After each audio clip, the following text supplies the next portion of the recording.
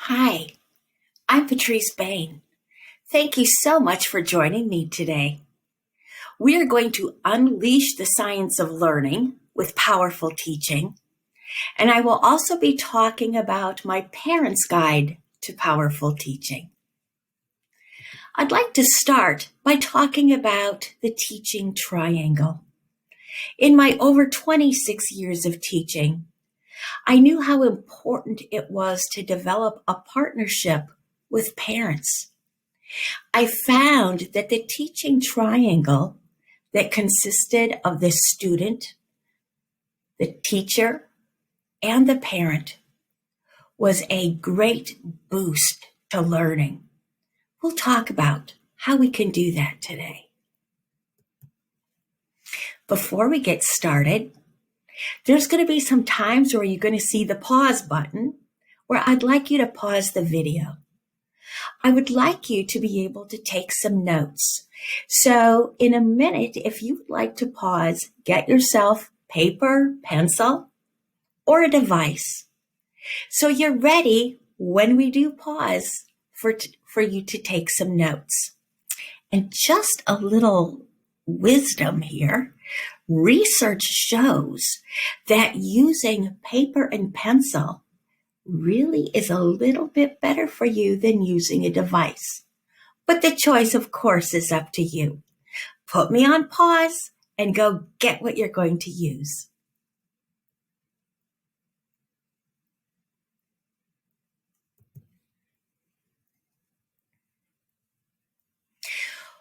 What is powerful teaching? Powerful teaching takes the latest in what we now know, based in research, evidence gathered. We know there is information out there now that will help students retain knowledge, that will boost learning. And I'll be talking about that today. Let me start with my long and winding road. I started teaching all the way back in 1993. Well, I had, as you can tell, several years under my belt until the next little date that you see, which is 2006. It was a very serendipitous encounter. I met Dr. Mark McDaniel and Dr. Henry Roediger III, cognitive scientists. Up until that time, most research done in the United States was done at colleges or universities, in laboratories with college students. McDaniel and Roediger came up with an idea of what if we researched how students learn in an authentic classroom. Well, that classroom was mine. And I was very excited to be one of the first in the United States where we could actively research learning with students. Pooja Agarwal, also from Washington University at the time, joined Roediger and McDaniel, and Pooja was the one who worked with me daily in my classroom, and we've been working together ever since. Continuing on my path, you'll see 2007. I was the sole K-12 teacher asked to go to Washington, D.C. and work with IES, which is the Institute of Education Sciences.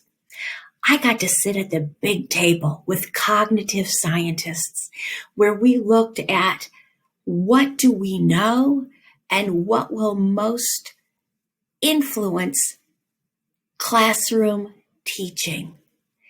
It was put into a practice guide called Organizing Instruction and Study to Improve Student Learning. And what we wrote has pretty much withheld time. You might want to take a look at that. Well, the journey continues, and I kept researching in my classroom, devising strategies that I knew worked. And in 2019, Pooja Agarwal and I wrote Powerful Teaching, Unleash the Science of Learning. But I knew there was another book there that was just waiting to be written. And that was the Parent's Guide. Because that triangle, that teaching triangle is so important. Time to ponder. What is your comfort level with cognitive science? Maybe it's something you've been using for years. Maybe this is an introduction. I was on Naylor's Natters and said, cognitive science is nothing to be scared of. It's here and it's now. And if you have not yet listened to Naylor's Natters, please do. In fact, if I say Naylor's Natter, just talking to teachers, can you even hear that without the jingle going on in your head? I can't. I'd like you to take a moment and read this important quote by Tricia Taylor.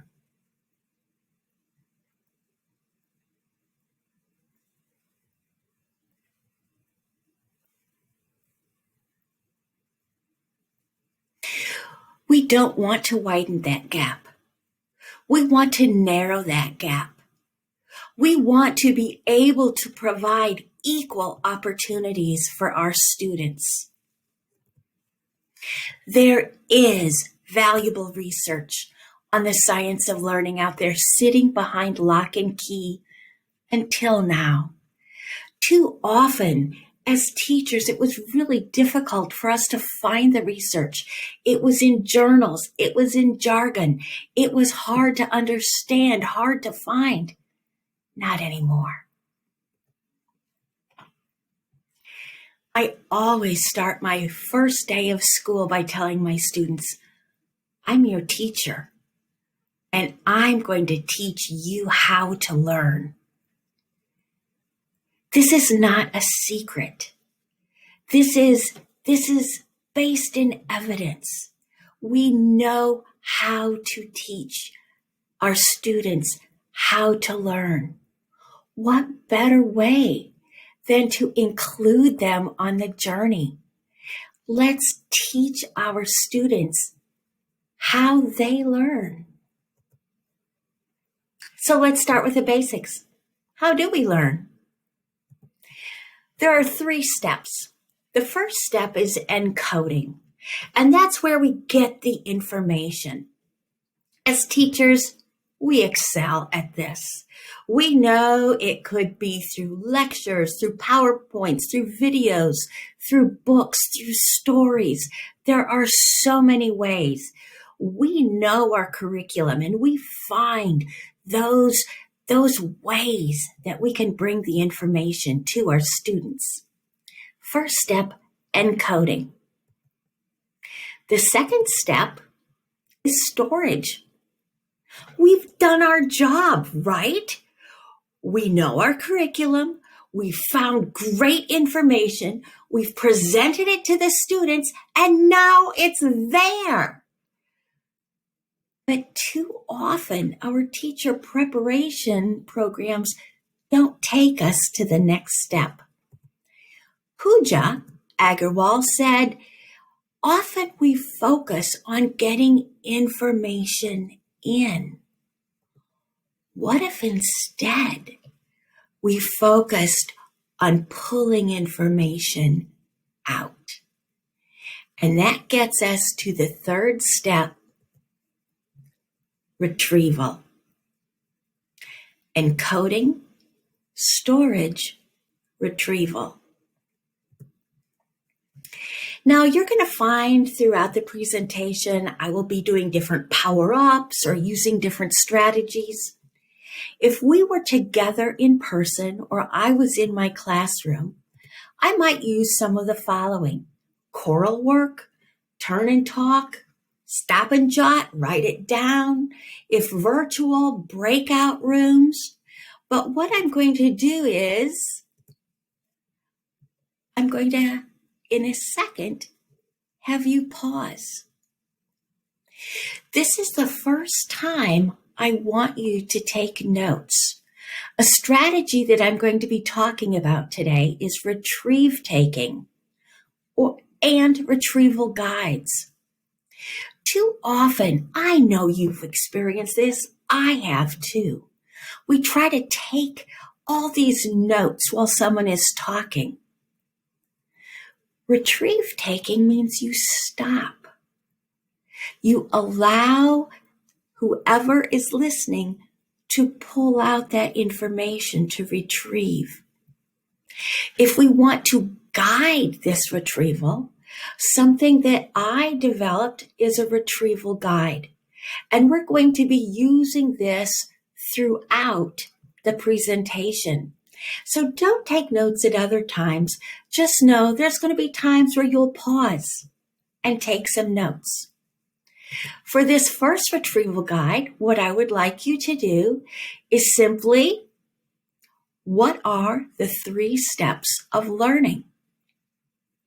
Pause.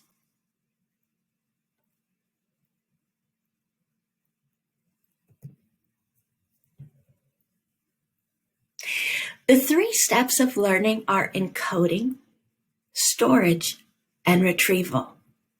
You may have totally gotten that, but it also might be, oh wait, what was that first one? If this is new to you, it's very possible that maybe you didn't remember all 3, which is why I put them on the board.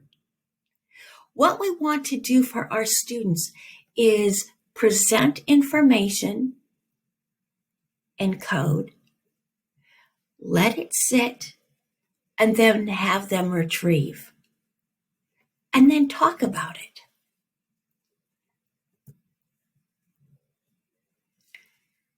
A question I would like to ask, I've talked about, talking with my students about how to learn. Do you ever discuss learning with parents? In 2018, I conducted a national survey in the United States. And one of the questions I asked were, what are the 2 top things that would help you with your child's learning? Answers?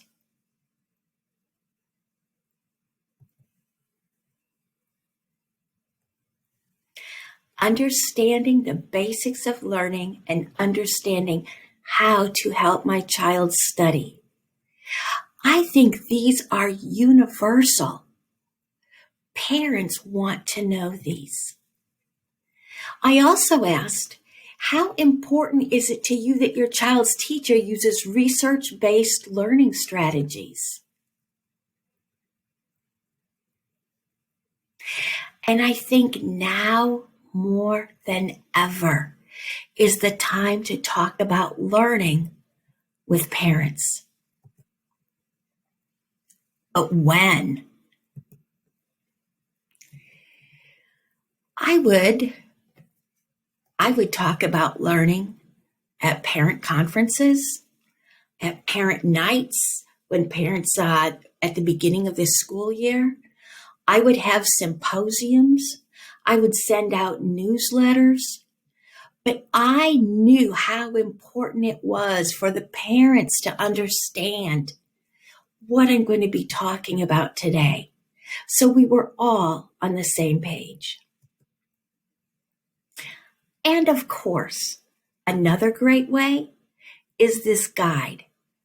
So this Parent's Guide to Powerful Teaching, it's small. It's less than 90 pages. It's less than $10. It's written as if I was having a conversation with a parent of a child in my classroom.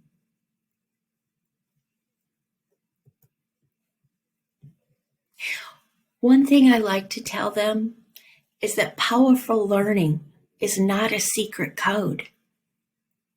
Parents have been educated, but often they're not in tune to what we now know. It's a good thing to be able to have your parents apply this information at home. As I go through the slides, I will show you my teaching triangle, and I will talk about not only how I would do things in my classroom, but how you can work with your parents with these same things at home. How would I talk to parents? When I talk about the 3 stages of learning, I talk about encoding.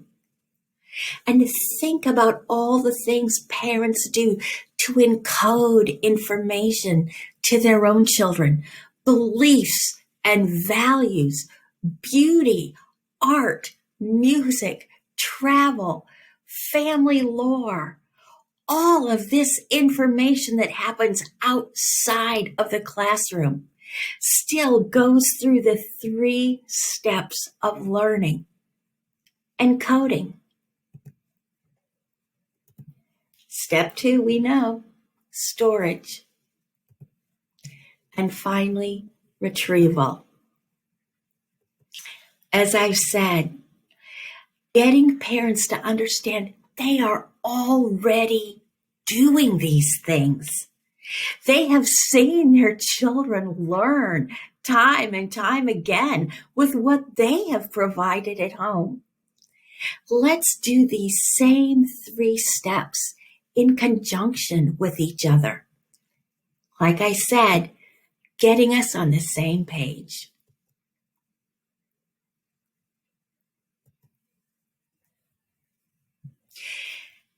And these work. It works whether you are teaching at school, if you are socially distancing, if you are teaching hybrid, if you are teaching remotely. If you take the first step in telling your students, I'm your teacher, and I'm going to teach you how to learn. And I'm going to use the same processes, whether you are 3 feet from me, 10 feet from me, in another building, at home. These work. I let parents know because their student knows how to learn, and the parents now know how their children learn, how these strategies will work at home as well. So I'm going to be talking about power tools. As teachers, we have our teacher toolboxes, right? I'm going to show you what's in mine. What are my power tools? I'm going to be talking about 3 of them today: retrieval practice, spacing, and feedback-driven metacognition. These are the ones that I use in the parent guide. In Powerful Teaching, we talk about a 4th one, interleaving, but I have left that out of the parent guide, and we'll focus on these 3 today. There is research, so much research that shows that learning increases when power tools are used. And why do we love these power tools? The retrieval, the spacing, the metacognition, because they're not a fad. It has been robustly, researchedly proven that it boosts long-term learning and social emotional learning. When students are confident of learning, often some of the internalized failure simply is no longer there.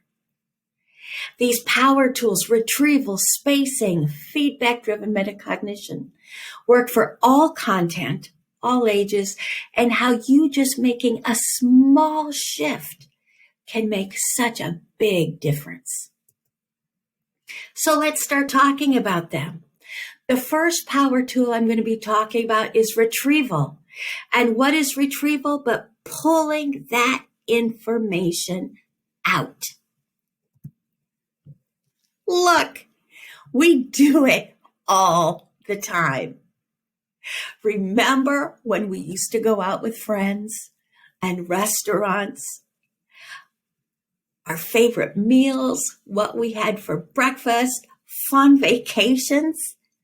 We like to think about these. We like to retrieve these memories. It makes us feel good. So why is this often a look that we get when we ask our students to retrieve?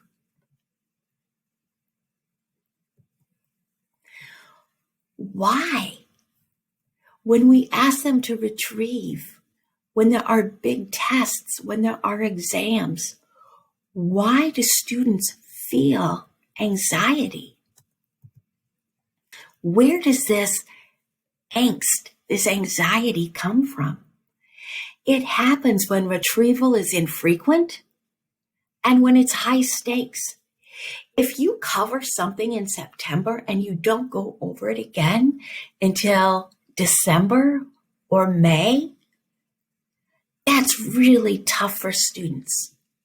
Retrieval is infrequent.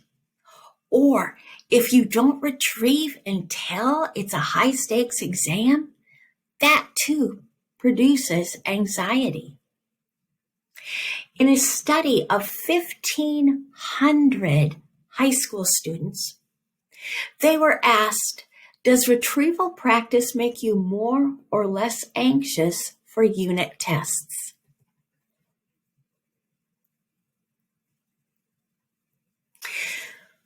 Wouldn't you like to only have 6% of your students feel anxious when it comes time to take exams? Why? Why was that number of anxiety, less anxiety, so big? It's because students were ready, because they practiced retrieval throughout the course of study.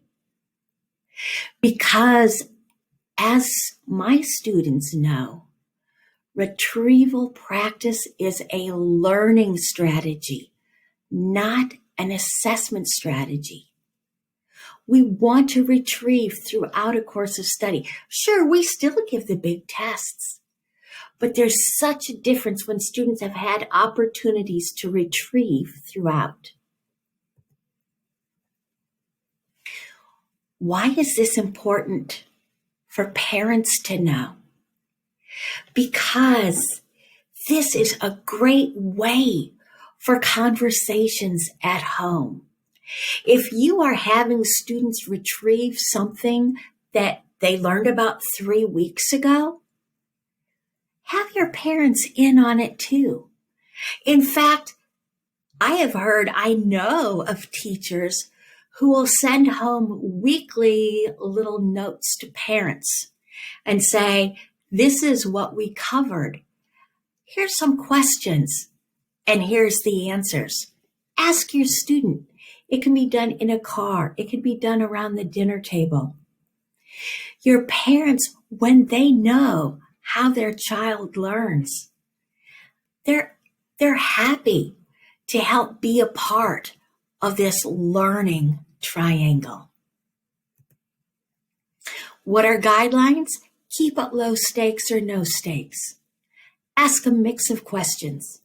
There's research that shows retrieval does not have to be simple recall. Ask great questions. Send those questions home too. I've had so many parents say, my discussions with my children are amazing. By asking some of these questions, it's like I get to get inside their minds and really see what they're thinking. It's so much better than asking, how was your day? The more the better. And what's nice, you don't have to grade these. Keep in mind, low stakes or no stakes. When you think back to those great restaurants, to those great vacations, and you pull forth the memories, nobody's grading you on those. Same with our students. We can pull forth this information. It doesn't have to be graded. Encoding. Here's what we did last week. Here's what we did yesterday. A simple switch in what you're doing. What did we do last week? What did we do yesterday? Having your students retrieve that information. And again, sending questions like that home for parents. Sending home that this is what we did on Monday. On Friday, ask them about it. And here's something so important. Just because you see something doesn't mean you know it.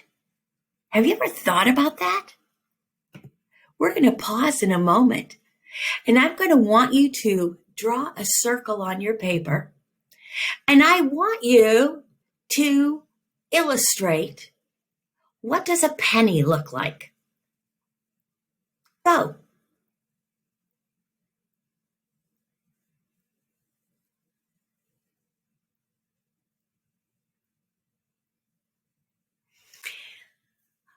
Okay, how did you do?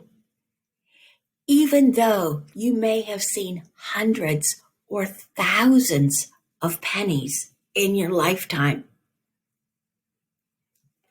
And I'm not judging your drawing. But do you know what went where? Is there wording? What does it say? Is there a picture? Which way does this person face? Is there a date? Just because we see something doesn't mean we know it. Which leads us too often to ineffective study strategies. How often do we send our students home and say, oh, reread. Go ahead and reread the chapter. Go ahead and reread your notes. Take a look at what you highlighted and what you underlined. Why is it important to let our students know this? And why is it important to let our parents know this? Because too often, this is how our parents studied.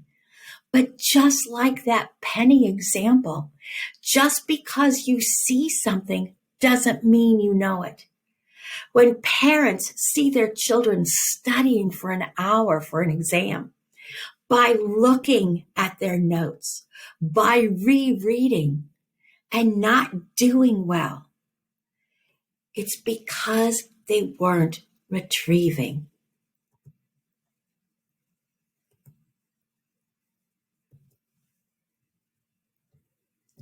Think. Why are highlighting and rereading ineffective study strategies?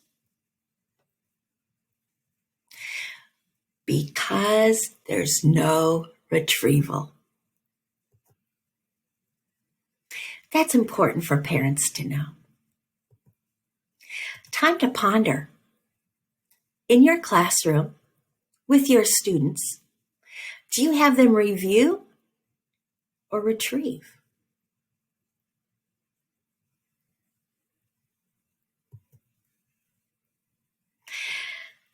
It's time to take a look at your retrieval guide. You already wrote about the 3 steps of learning. In a moment, I'm going to have you pause, and here's your next writing. What is your aha moment of retrieval? Go ahead and pause.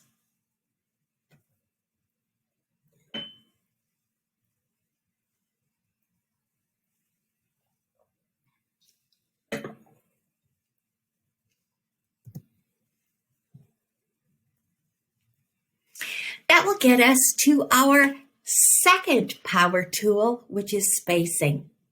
And what is spacing but retrieval over time when we revisit information? And you might be thinking, oh, Patrice, that's review. And all teachers review, right? but it's a little bit different.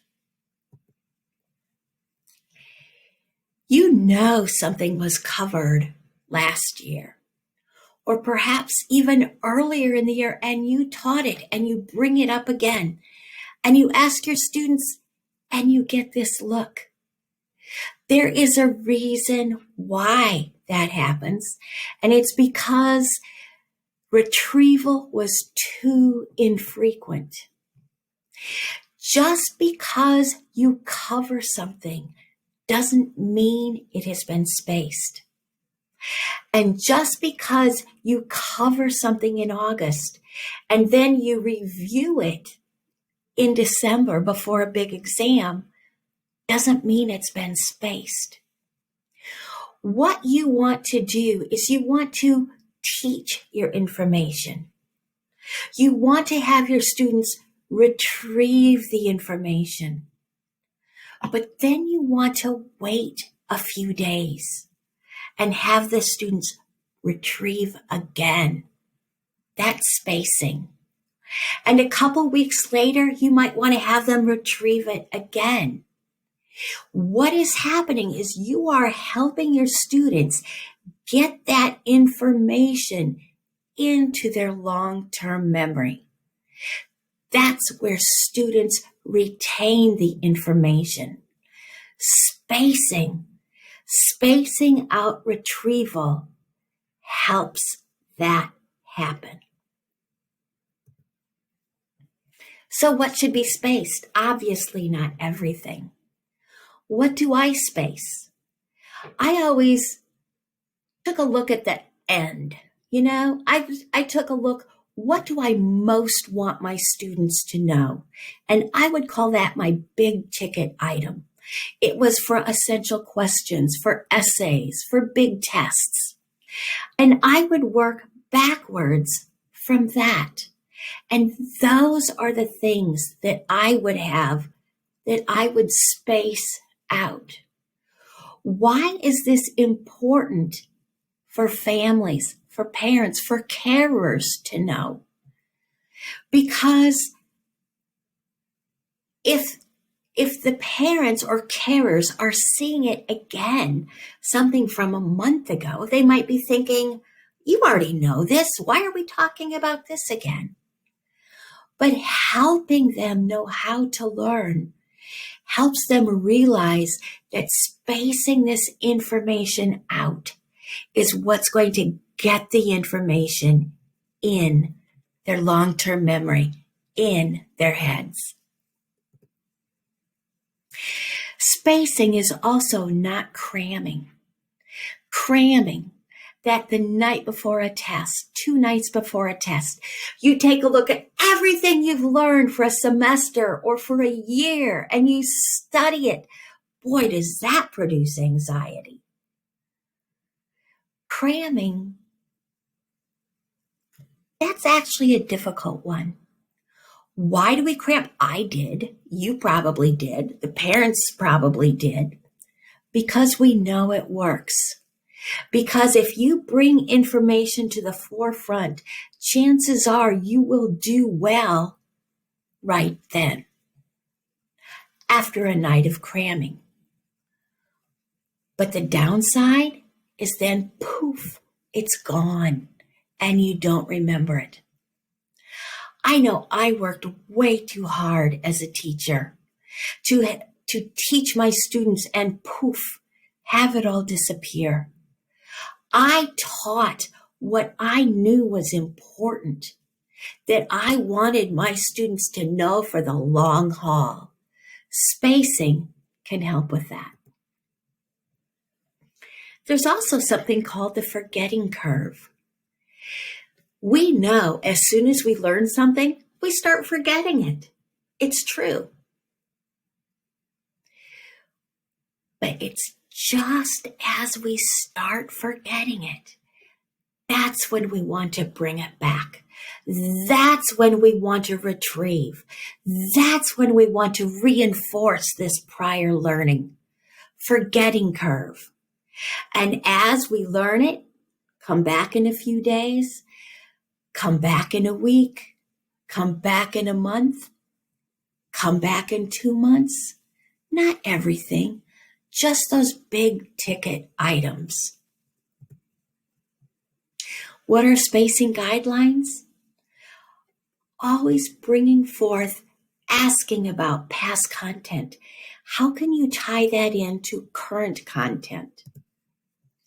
The more, the better. And forgetting is a part of learning. And that's really important for parents to know. Just because you know it's like, oh, what is it? Oh, you look up at the ceiling, it's on the tip of your tongue. Parents also need to know that forgetting is part of learning. And as we bring it forth and retrieve, learning is strengthened. This gets us to our third power tool.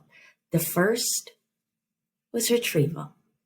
The second, spacing. The third, metacognition. I'm going to be talking about feedback-driven metacognition. And I define this as discriminating known from the unknown. How often have you had a student, or perhaps your child, who you know has studied really hard for a test, and they are so confident, they know they're going to ace it, but they don't? There's a reason for that. Because we must teach our students about metacognition, about being able to decipher, to discriminate what we know versus what we don't know. Too often, as students are reviewing for an exam, rereading things, what happens, they keep looking at what they already know, and it builds up this false sense of security. I know this, I know that, I know this. Oh, I don't know that. And they'll put that by the wayside. When we can teach our students how to discriminate, how to identify what's giving them problems so they can focus on that, that helps students improve. What are the guidelines? Feedback is vital. There must be ways for students to figure out, I do know that. I don't know that. And also that errors are okay. They target what needs work, and it helps identify gaps and illusions in our knowledge. And why is this important to share with parents? Just like forgetting is a part of learning, so are errors. I had a big sign in the front of my classroom that said, it's okay to make mistakes. That's the way we learn. When parents can understand that errors are okay, that it's this journey of learning and there will be errors along the way, it sometimes helps for more understanding and grace. Some strategies that I've developed over the years: retrieval guide, like what we're doing, retrieval cards, metacognition sheets, 4 steps of metacognition, retrieve taking, power tickets, how I use mini quizzes, BBQs, which doesn't stand for barbecue, but a big basket quiz. These are all strategies based on the science of learning, using power tools. Where can you get more information about them? Powerful Teaching has chapters on them. My parent guide talks all about them. And when you go to powerfulteaching.org/resources, you can download templates, free, use, tweak, change, make them your own. But the research backs that these are all strategies that work regardless, at home, remote, in your classroom. Time to ponder. How can you incorporate power tools into your teaching?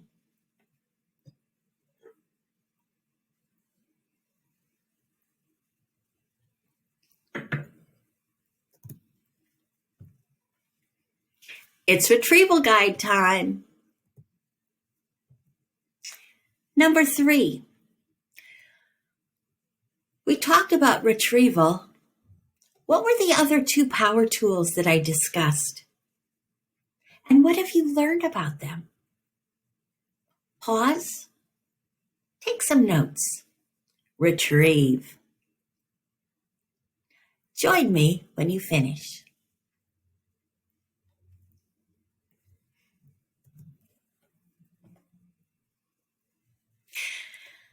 I'm going to be talking about challenges that we all face as teachers, that we all face with learning. One of them I'm going to talk about is illusions that we have with learning. Here's a question. You may have heard of this state of New York, located in the United States. It's a rather well-known state. But what's the capital? Is it Buffalo, New York City, or Albany? What do you think? You may have said, I'm not sure about Buffalo, but it's got to be New York City, right? I mean, everything you can find is found in New York City. Surely that's the capital. But nope, it's Albany. A challenge, illusion of learning. Sometimes we think we know something. Sometimes we're really sure of it, but it's not. I've had students that were so confident of their answers, but they weren't correct. This is an illusion. Feedback-driven metacognition helps us understand when we know something and when we think we know something, but it is an illusion. What are some of the illusions of learning? An illusion of fluency. I know the answer, but maybe you don't. I so have this. I'm going to ace the exam, but maybe you don't. When we have these illusions of learning, we have a disconnect with achievement. And feedback-driven metacognition, being able to present strategies to our students, teaching them how to learn and how to differentiate to help rid these illusions. Why is this important for parents and carers at home?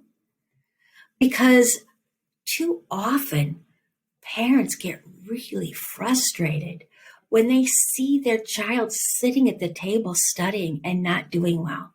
When they see the student fail and perhaps fail and fail again until a feeling of failure starts building. We don't have to do that. There are ways so this does not happen with students. We need to be able to teach our parents, our carers at home, and our students how to rid ourselves of these illusions. Another challenge, desirable difficulties. What happens is sometimes we present things that are too easy. That doesn't encourage learning. But sometimes what we offer is too hard. We've seen that happen with students. They tend to shut down. They give up. A wonderful person to follow is Blake Harvard, who came up with desiring difficulties. We tend to call them desirable difficulties. It's kind of finding that sweet place where it's not too hard, but it's also not too easy. When we find that just right place, as Blake says, that place of desiring difficulties, that's where learning is going to occur. We want our parents to know that when they see their child being challenged, that the child doesn't give up, that there are ways to help.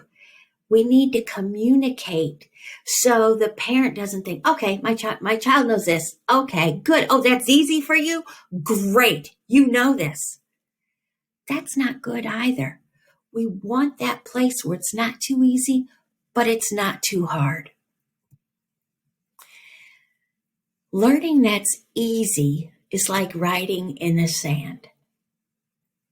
Here today and gone tomorrow. This is from the fabulous book, Make It Stick, by Henry Roediger and Mark McDaniel, those cognitive scientists that came to work with me in my classroom. In my classroom, when I would call on a student and they're like, oh, what is it?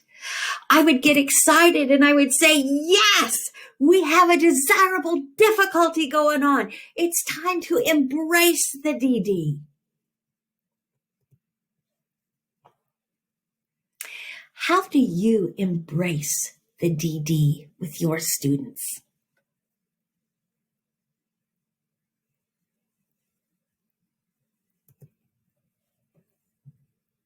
Another challenge. Cognitive overload.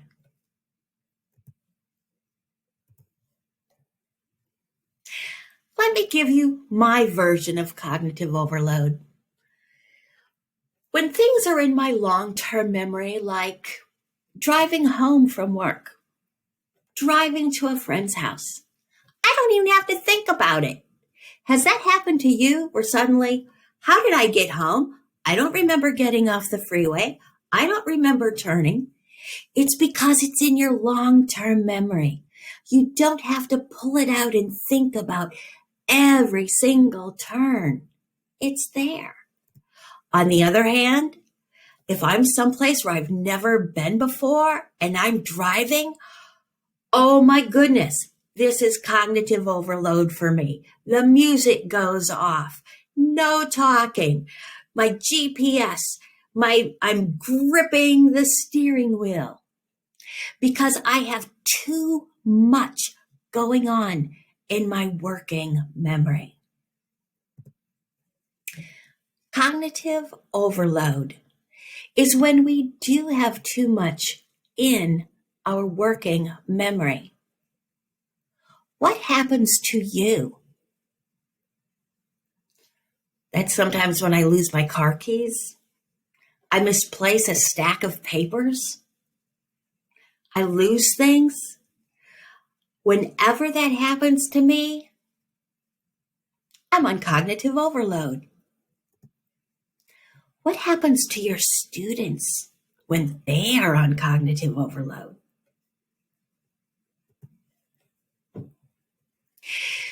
We can hold 5 to 7 things in our working memory. What I want you to do is I want you to look at these and see how many you can remember. Go.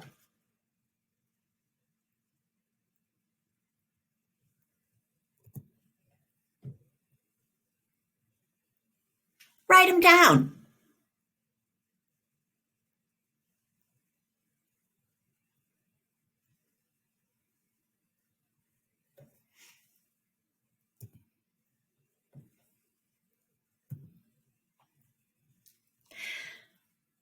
kind of hiding some of them. But how did you do? Did you get the first line? Did you get the second and third lines? When we are presenting information to our students, to help prevent cognitive overload, we want to chunk information. What does that mean? It means taking things that students already know that might be in their long-term memory and pulling it forth so it makes more sense. So take a look at that list again, and I'm going to show you the same list in the same order, but chunked. There you go. I start with the first initial of my name, Patrice.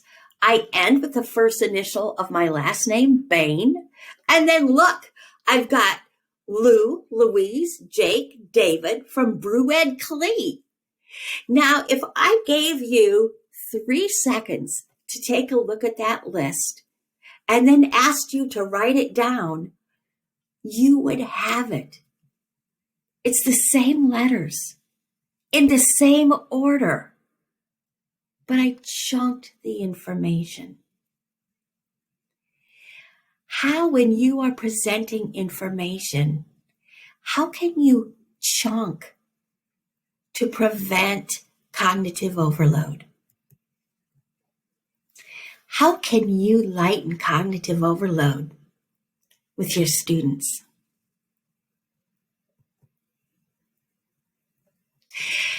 Why is this important for parents to know at home? Because too often, especially this school year, could it be the different assignments? One from this teacher, one from this teacher, one from this teacher. I have to get on this website. I have to go to that website. How are we cognitively overloading our students right now? How many parents are feeling cognitive overload, trying to keep track of this and that and this child and that child and this teacher? Oh my goodness, is it any wonder there is so much stress going on right now? Enlightening those at home about cognitive overload, about chunking information, that will help reduce some of the stress that's currently happening. Time to pause. I see that should say number 3, I believe, tips for challenges. Go ahead and write number 3, tips for challenges. And join me when you're done.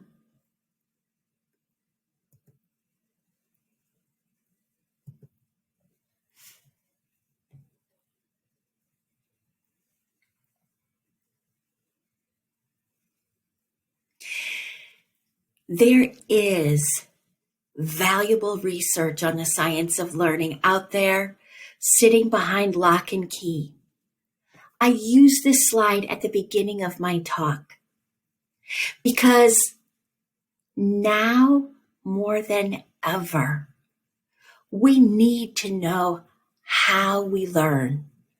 We need to be able to share this information with our students, with the families, with the carers. This is a really difficult time that we are in. Learning isn't going to stop. We know retrieval. We know that being able to have our students retrieve information, to space out information, to have them be able to discriminate what they know from what they don't know. We know those 3 steps of learning. We can take some of this craziness that we are in and make it manageable. The science of learning is here and it's now, and it is ready for us to use at school and at home.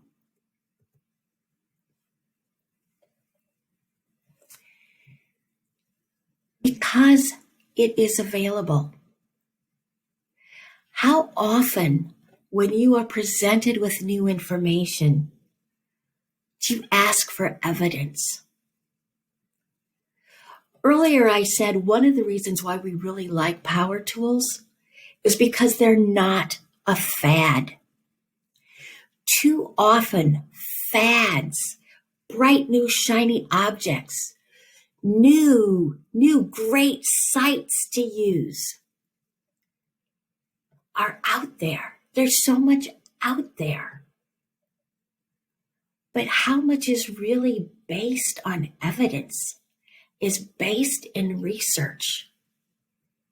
When we are presented, whether through professional development, through articles we read, it's time that we ask, on what evidence is this based?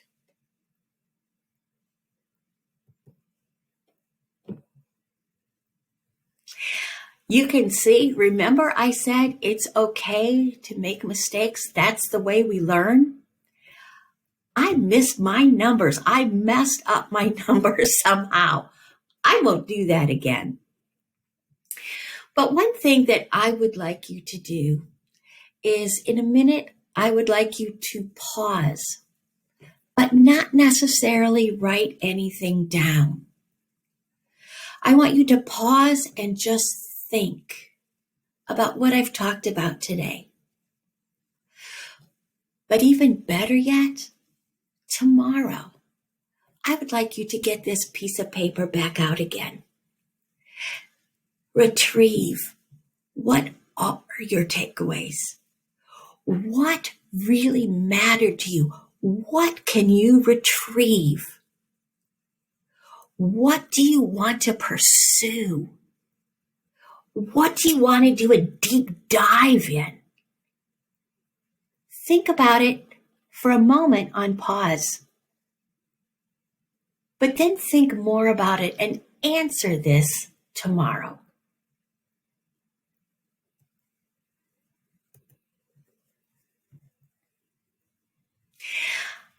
I would like to thank you so much for joining me today. If you would like to hear some of the podcasts I've been on, watch some of the webinars, read some of the articles I've written, my site is patricebain.com. I'd love to have you join me on Twitter, patricebain1. A great site to explore is powerfulteaching.org, again, with research and information. And most importantly, I just want to share how this information is so relevant right now. And it's not just coming from me. There are some amazing people out there to follow.